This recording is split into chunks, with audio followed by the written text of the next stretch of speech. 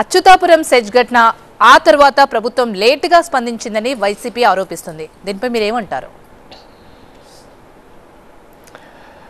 ఒక్క మాటలో చెప్పాలంటే వైసీపీకి అసలు ఏమాత్రం నైతికత లేదండి. ఎందుకంటే గడిచిన 5 సంవత్సరాల్లో వైసీపీ పాలనలో ఎల్జీ పాలిమర్స్ దగ్గర నుంచి ఎన్నో సందర్భాల్లో జగన్మోహన్ రెడ్డి గారు కనీసం ఆయన క్యాంప్ ఆఫీస్ నుంచి కూడా స్పందించిన దాఖలాలు లేవు. అక్కడికి వెళ్ళి చూడడము పక్కన పెడితే కనీసం స్పందించినటువంటి దాఖలాలు లేవు.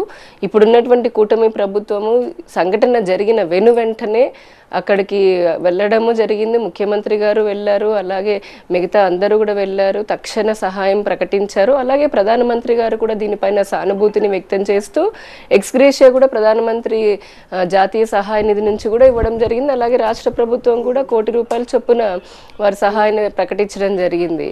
సో ఈ అన్నీ వెంటనే జరుగుతూ ఉన్నాయి.